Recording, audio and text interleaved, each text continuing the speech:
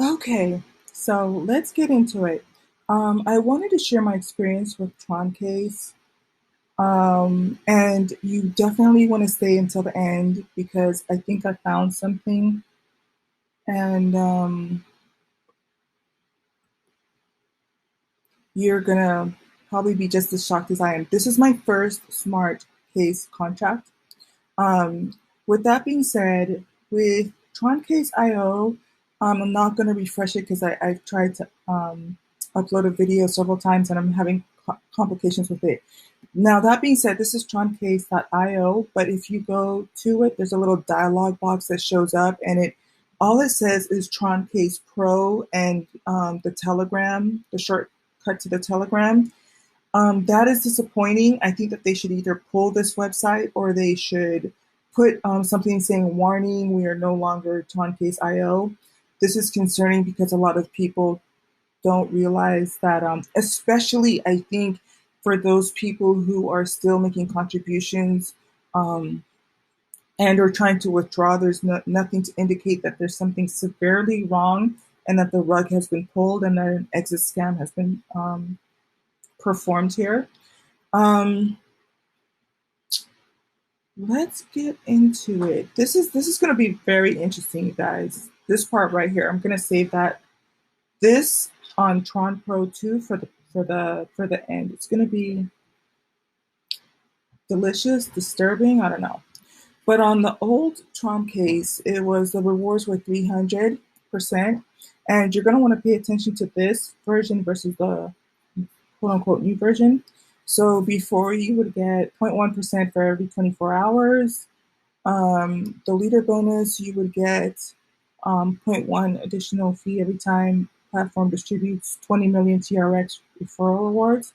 I'm just gonna kind of put it out there already with the Troncase Pro. You would have to do a billion. So shout out to he did a YouTube video on it, but his last name is like LAT something like that, and it was so funny because he's like it would have to be a billion, okay? And I don't know how they can calculate the referral rewards, but um, that being said, for community bonus, you get 0.1% for additional rewards for every 50,000 active users. In the first one, in the IO, we had just barely hit 199,000.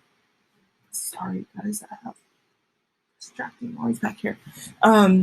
We had barely hit 199,000 active users, and I think they increased this to 20 million, but we're going to look at it together. So it's kind of laughable. And then the next thing here is you get 0.2% for every 80 million TRX. And I want to say we had hit 99 million TRX in the smart contract balance. So I'm going to show you what that looks like. If you're going to be getting into smart contracts, you're going to need to learn how to look at this type of stuff. I am rushing a little bit.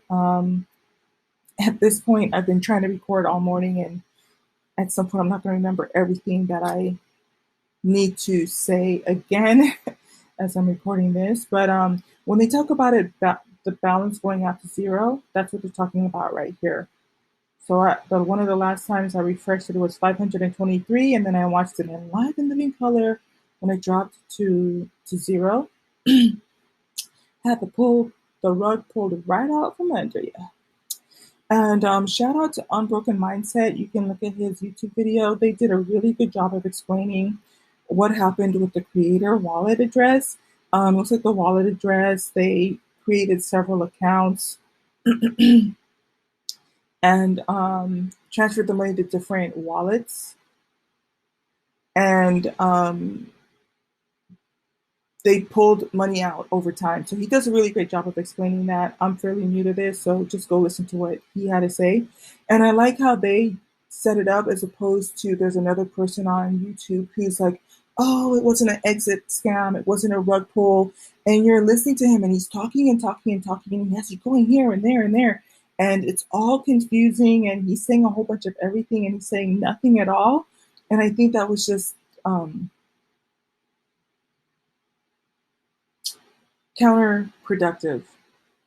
I don't think that he really proved his point. I feel like Broken Mindset did a very clear, clean um, case study on what happened with the wallet, where the money went, the different wallets, and how it was pulled out over time, leading up to the account getting zeroed out. They did a really phenomenal job with that. Um, if you are kind of new like me and you're needing to look at these contracts, I would say look at the analysis tab. And I would recommend, like this is telling you the 1 month, 3 month. I would recommend that you look at it in all. It's a little bit more pronounced on your cell phone.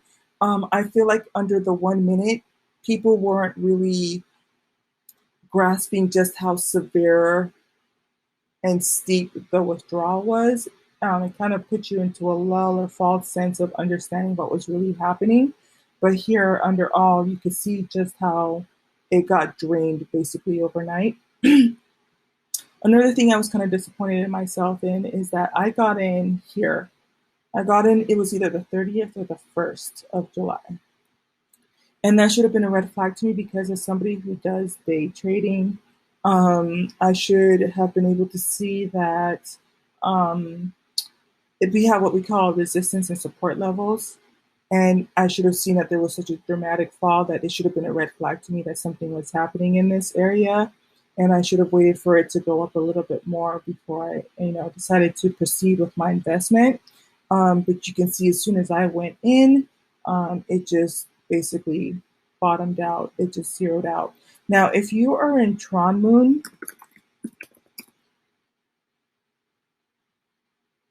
you go to analysis. So here you can see, okay, yeah, here you can see what the balance is. It's that 6 million. And then you go to all, you are here. Okay. Let me just for fun try this other one. I don't think that's a real. So then there's that. Then let's go to. Oh, wait. Okay, so I showed you the contract, but I want to end with the audit reports on Tron Pro before I go to Tron Pro. I want to end with the audit reports. So you go to the audit report. I'm just going to tell you for the sake of time, it looks really scammy. It does not look professional. As someone who has done accreditation reports, I've done 2 accreditation reports for a fairly large institution.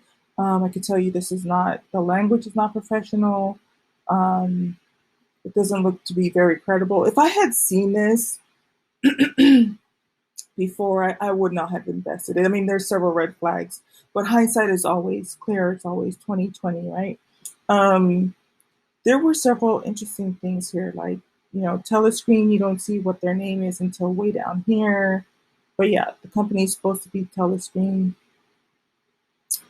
Another thing that I, would say moving forward is that let's just say that these people created this wallet, uh, this smart code um, out of their garage, and with big dreams and not sure how big things would get.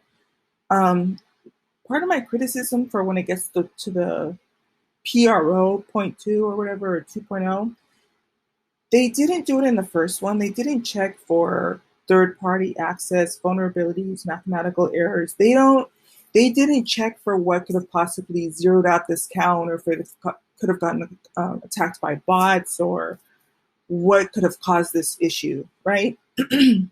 So I would have hoped that when they got to the PRO version, that they would have invested just a little bit of money out of the millions of dollars that were moved into those wallets, to invest in making sure that there were no third-party access, there were no vulnerabilities, that there were no mathematical errors. And then what I find to be interesting here is that it says they're not responsible for loss of investors except for the exit scam.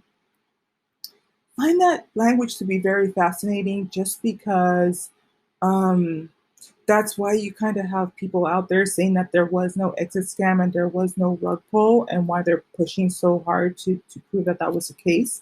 Um, but it's funny that it's in this language right here.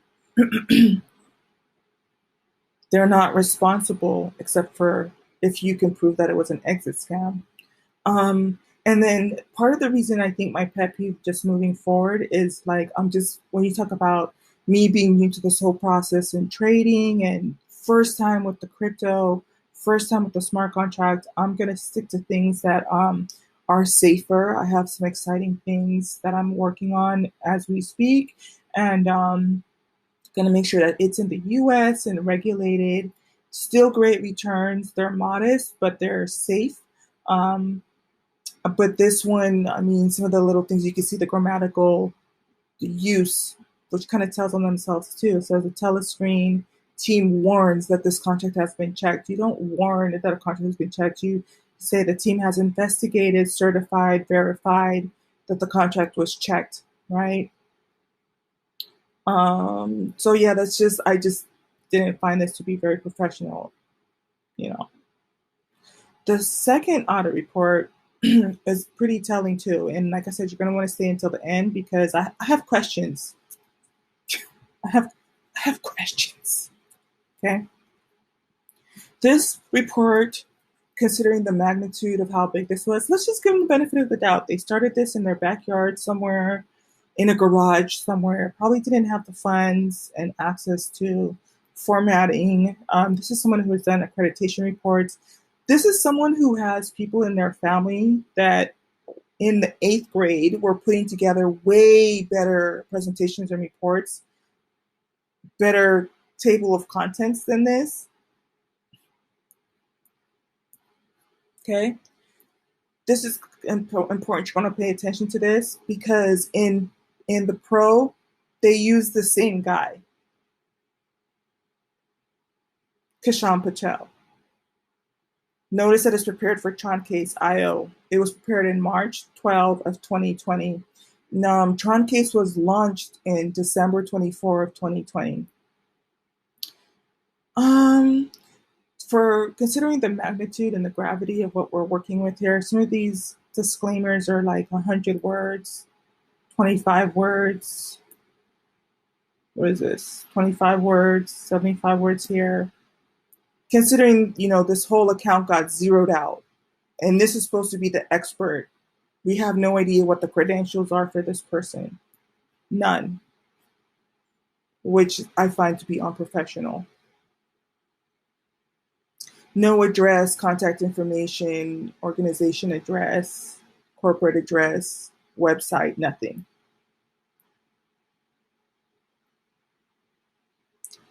One of the things that I don't have time for is it'd be interesting to see if the language on this report is the same exact one that's on the Troncase Pro.